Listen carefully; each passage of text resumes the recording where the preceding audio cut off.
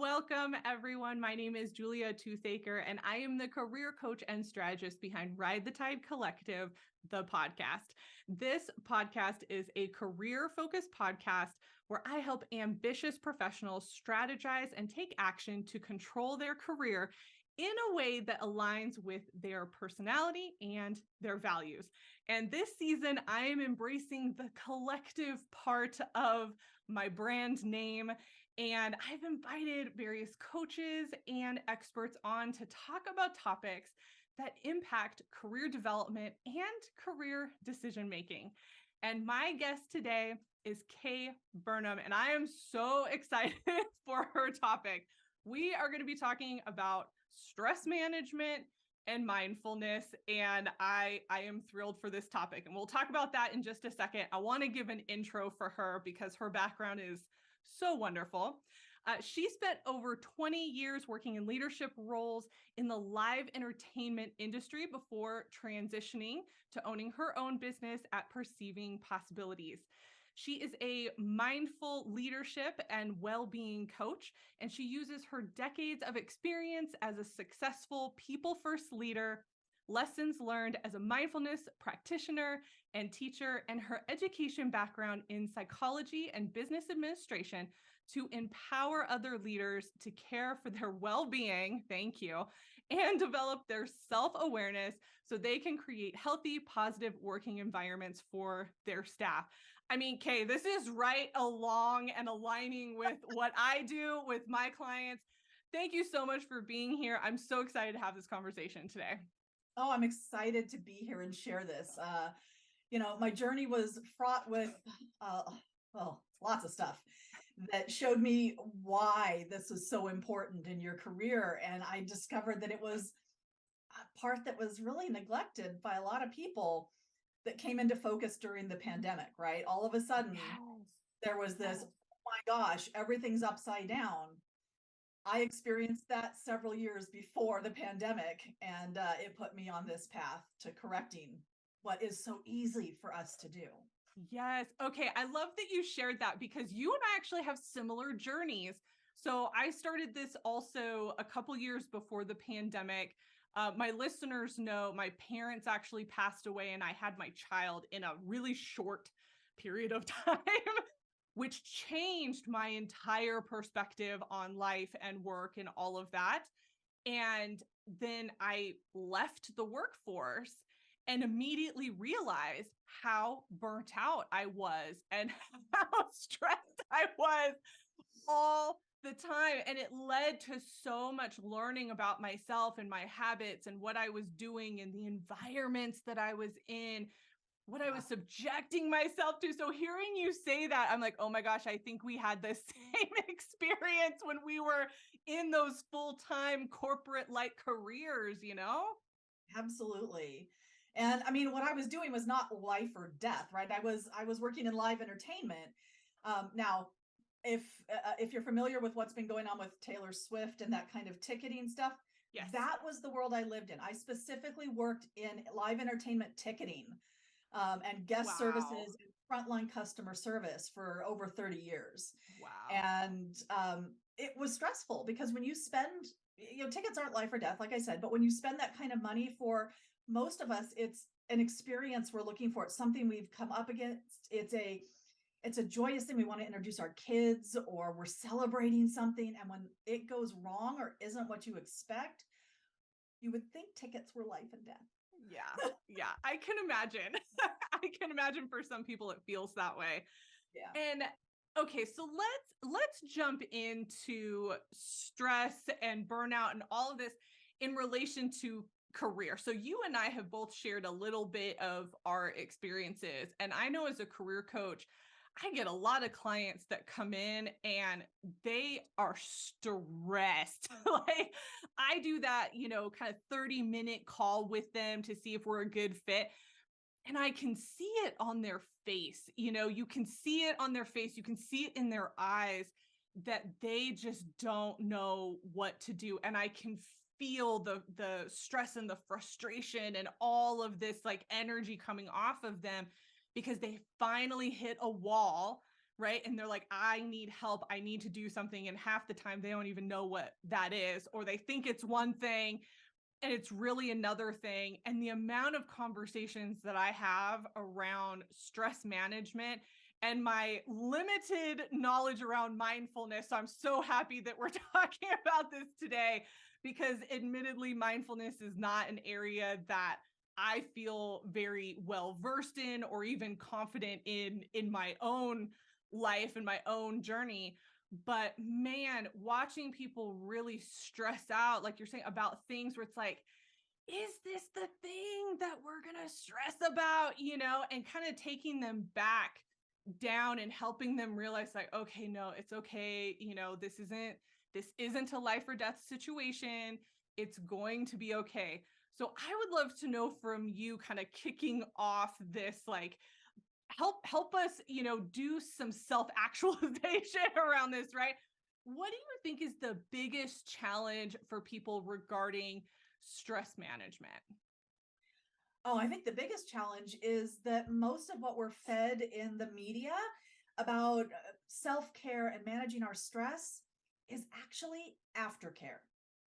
So when we wait until the Interesting. point where we're feeling stress, then we're not engaged in self-care, we're engaged in aftercare. Right? We're taking care, we're Mm. managing the effects and the symptoms of stress instead of building the skills to keep us from getting to that point in the first place. Right. Okay. Uh that's what I do. I mean, I feel I feel like you're calling me out a little bit here. I think I'm definitely doing the aftercare. Like, I can feel the stress and I'm trying to treat the symptom. I'm trying to treat what I'm feeling versus preempting that. So what does Right. that look like then? So how do we preempt some of that? So the thing about stress is that it's inevitable. Life, you're never going to find a life with no stress. It doesn't matter how successful in your career, how much money you have, like it doesn't matter. Life is stress. Right. The suffering that comes along with it can be optional because it's really about how you learn to engage with the factors that are causing you stress that produces that level of suffering, those symptoms to come up. Mm. And it's because when we're engaged in our career, especially if you get into, management levels and you're really going for it, so much of the work we do is up here. It's strategizing, it's analyzing, it's implementing, it's, coming up with plans and managing things. And we can get disconnected from Mhm. the signals our body is sending us. Right. And it's those subtler symptoms and the signals that are coming up for you that actually, when Mm. you can get connected to them at the beginning of it, you can make better choices about where you focus, what your activities are, and how you take care of yourself in the moment. That is actually self-care. Oh, okay. Okay. So let me provide an example, because as you described that, I'm like, okay, I think I know now. Okay, so back when I was working full time, I generated a lot of stress for myself, honestly, because I have really high anxiety. And so my anxiety would feed the stress, and it was horrible. And I understand that now. I did not understand that then. I'm also a perfectionist, high achiever, list off all of those things. And I remember, like, my gut health, so like my stomach and how I was feeling, would hurt all the time, all the time. And I thought that it was food related. I was like, there has to be something in the food that I'm eating. It's okay, but it's not great. But this was all the time, every meal, every day, I was having issues. And I just thought that's what happened. I was like, I'm just having reactions to food, all that. So fast forward to now, I would say probably last year or so. One, we changed a lot of our eating habits. And so I did learn some things about the food that I was eating. Um, but also, I figured out that all of that went away when I wasn't in that particular environment anymore. Mhm. And now if I start to feel that, I actually stop and go, something's happening right now. I don't know what it is, but I know it's not the food that I'm eating because I now know how food impacts me. So I know if it's going to impact me or not. I actually drink enough water now. Surprisingly enough, we trained ourselves to do that.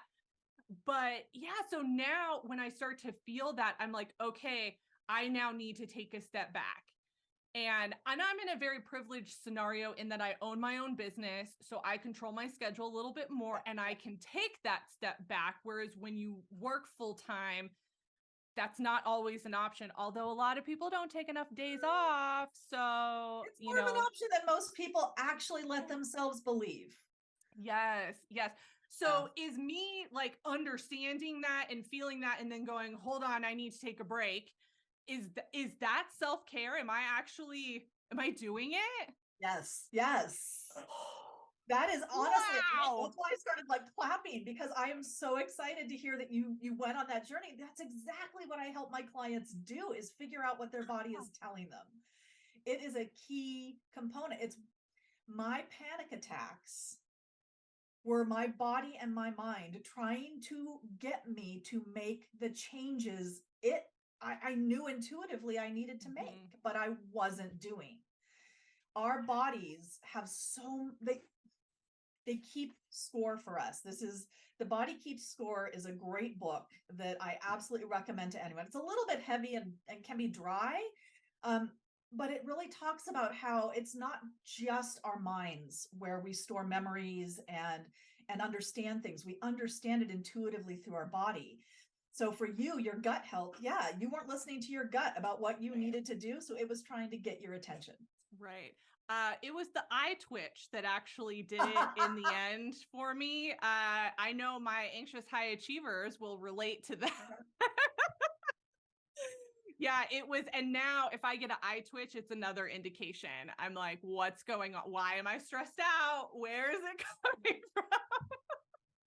Self-awareness, as I have discovered through my personal journey and then now through the research I'm currently working with, uh, is it is the key to life. It's the key to living the life you want, having the career you actually want. Because part of Mhm. my journey was when I got to the VP level and all of these things started happening, I had the realization I wasn't on a career path I actually wanted.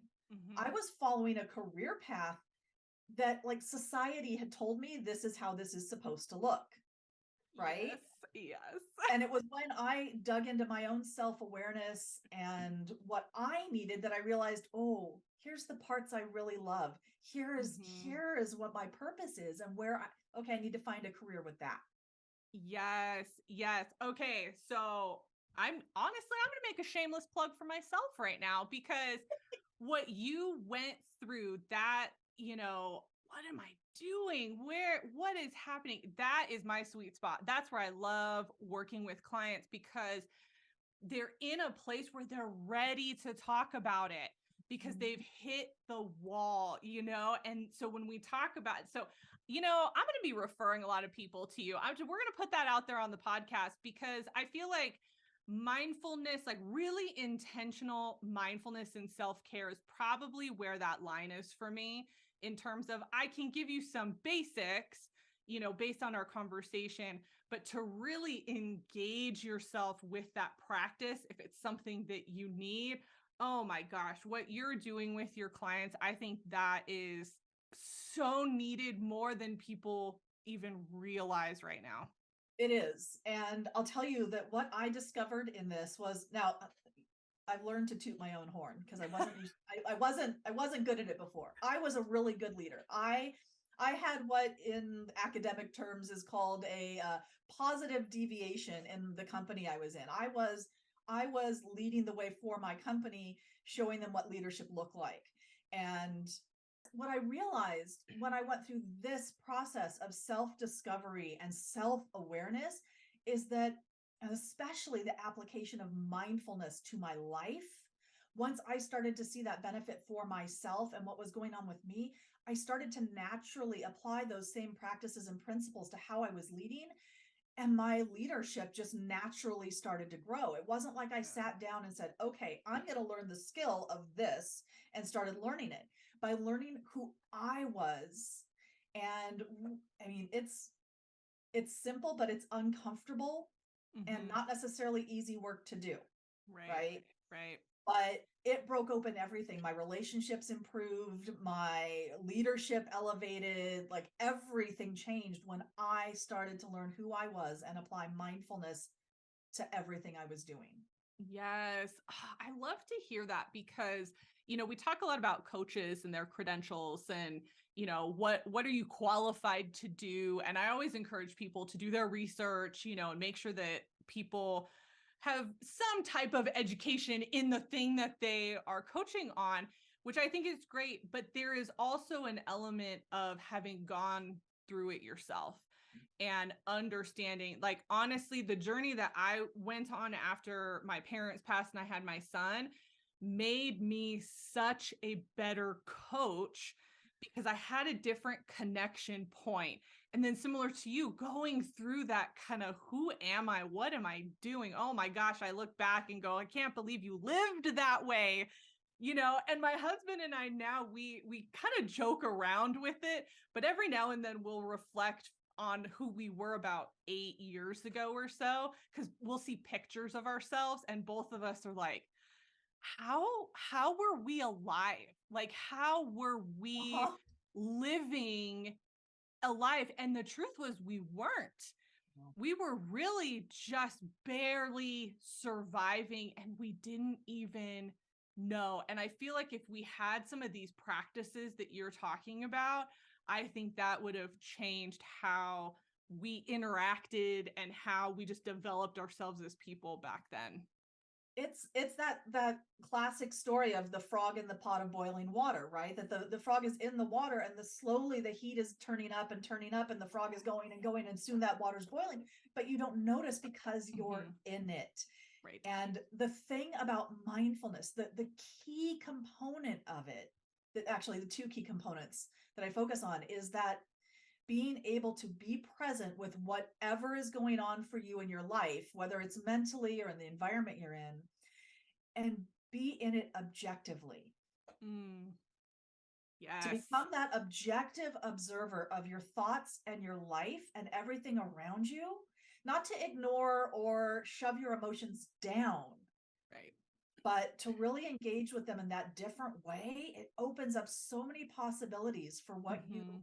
can do and be and how you show up for yourself and for others. Yes. And sometimes this is where coaching is really helpful, right? This is where having somebody like you who's going to ask certain questions around this topic, who's going to get into your habits, who's going to force you essentially to talk about your day and to talk about your relationships. That is what allows you to really open up and have an objective look and go, oh, I didn't even realize that that's what I was doing. And then the self-awareness leads to, okay, now what do we do about it? I love that approach. Yeah, and I find, the longer that you're on a self-awareness journey, because it's never ending, right? We're always experiencing new things, coming up with new triggers or new memories or whatever that's coming up, is Yes. that it goes from being this uncomfortable, very kind of experience to being like, ooh, I found this new thing. What am I going to do with that? How am I going to engage with that now? Yes. I feel like you're describing my life over the last couple of years. But the difference is I went through this journey on my own primarily, along with my husband. We kind of went through it together. And I'm going to tell you, I don't recommend that. No.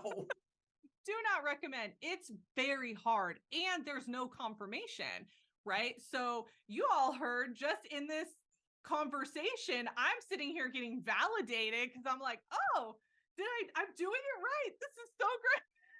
I had no idea. So this is such a wonderful topic. And I know that we could probably go on for a very long time. But what I want to do is make sure that our audience walks away with some really tangible actions. Fans of the show know that I am super action oriented, and I always want you to walk away with something that you can really try to implement or reflect on yourself. So we've talked about a couple of different things, but if you had to wrap up a couple of actions that our audience should be doing, what would you say to them? Okay, so I'm going to give your audience my number one tip for trying to get started in this stress management, and that is breathing. And I'll tell you, because of the stress I went through, I actually used to keep a Post-it note on my laptop or my computer screen that said just breathe or remember to breathe.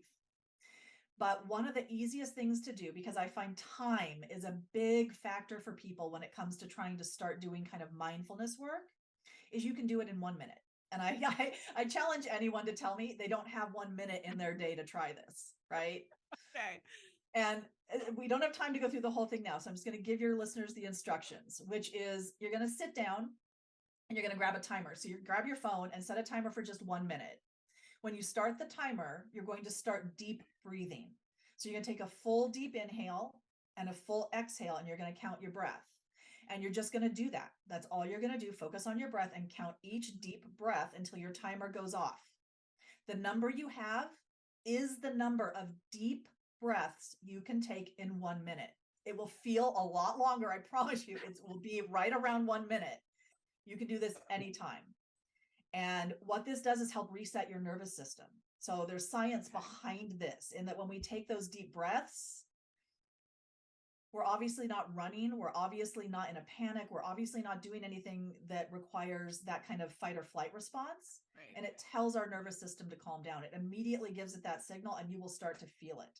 So the number one thing, if you're experiencing stress symptoms, breathe. Okay. Okay. I have two things that I want to add to that. One, if you are an Apple Watch user, there is actually a mindfulness thing on here that will prompt you to breathe for a minute, and you can set it to actually like ding at you to spend a minute to do it. So if you have an Apple Watch, I'm sure other smartwatches do that as well. So that might be really great for people who need to be reminded and need that like automation in their lives. Yep. Set Right? a timer. Do it 2 or 3 times a day. That consistent action, you'll start to see a huge difference. You will. Oh, that's so great. And then I have to add, so I was not taught any like coping mechanisms like this when I was growing up and all of that. You know, people don't know what they don't know. That's fine. But we have been using techniques like this with my son, who is 5. And I think we started when he was about 3 or so. So anytime he would have really big emotions, especially the ones that I'm like, you are just like really up here and you don't need to be for what this problem is, we would do breathing with him. And I am going to tell you, it works. And he gets it now to the point where if my husband or I get upset about something, he will come to us and he'll be like, Mommy, I think you need to breathe for a minute. It's awesome. So it works. Let me tell you. So if you have children and you're not doing it with your children, highly recommend, because I've watched him go from really high emotion to calming himself down. And it's absolutely amazing to watch. And now he'll have that in his tool belt. So I highly recommend the breathing. Yes. My youngest is on the autism spectrum and has had many problems with emotional dysregulation. And I taught her to breathe. And in fact, she got to the point when she was in high school that she could articulate to her teachers, I just need to go breathe. And they would let her take a break from the classroom and go breathe, and she'd come back and be fine. So absolutely. Amazing. That's Absolutely, amazing. it works. Okay, so we have breathing. Anything else? Any other actions that the audience can take with them today? Start to notice your thinking. Just start to notice how you're thinking about what you're doing. That's it. When you can start to notice your thinking, you'll start to notice when your mind is getting pulled away from the present. And you can, when you notice it, just say, oh, that's planning. I don't need to do that right now. And come back to what you're doing gently and kindly. Don't beat yourself up for your mind wandering. It's meant to do that. Right. Just be kind to yourself and bring it back to what you're doing. Right. Wow. Okay. I love that. I don't know that I've done that type of practice. So I think that'll be a good one to implement. Thank you. Anything else? Anything else you want to share? I always like threes. So I'm like, we've got two. What's one more like really good action you can leave for us? Um, I think the action is more about an understanding. Okay. And that is the understanding that if you have attempted to meditate in the past, if you've tried it and you feel like it's not working for you simply because your mind will not calm down and go blank, That's me. know that that's not the point, and you will never get your mind to go blank and stay blank. They're not designed to do that. You're not doing anything wrong. So then what are you supposed to do? You're supposed to notice when your mind is pulled away from just the present moment to whatever your anchor of attention is that you've chosen, and kindly and gently bring it back. You might spend, well, when you get to the point that you can sit for 20 minutes, I don't recommend anyone who's starting out to meditate to try for 20 minutes. But literally, I can spend 20 minutes with my mind just constantly jumping around and bringing it back because that's the day I'm having, and that's what I do. And other days, it calms down quietly, and I start to feel more of a flow or just this nice, calm energy around me and this presence. And it's easy, just depends on the day. So just know that if you've tried it, you're not doing anything wrong. You're doing it right. That is the practice. Okay, Kay, I have to tell you, I have been a part of a lot of meditations, guided meditation through different groups and things that I've been a part of.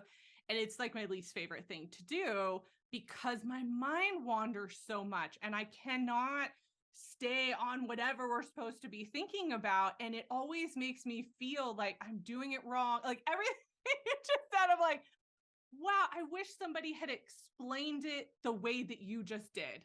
Oh, Like I'm legitimately having an epiphany right here on the podcast because you can find in other like videos that I've done where I'm literally like, I do not meditate. Like, do not meditate is not my jam. I don't do it. I don't recommend it for people because I've had such a bad experience with it. And it's not even that it's a bad experience. It just has never been helpful for me. It makes me more anxious than it calms me down. And I'm like, that's not the point. So hearing you explain it that way, where the whole point is for me to just pull my thoughts back, which irony, that's exactly what I was doing the entire time. yay. So I actually was doing it right, but nobody really gave me enough information to help me understand that. And I feel like that this is part of why I'm doing this season, right? Is I want to bring people on to really dig into these things and figure out like, are there myths out there? Are there things that, Oh, yeah.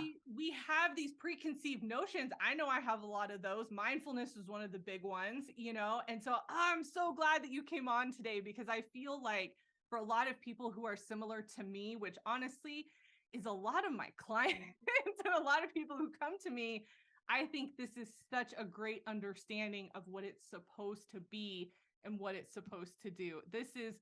Hey, this is so great. I'm so happy that I had you on. Oh my gosh. I'm so glad we connected. Yes. Okay. So I want you to share kind of where people can find you and all of that. Absolutely. And I want you to talk about your freebie, but I want to talk about your freebie also.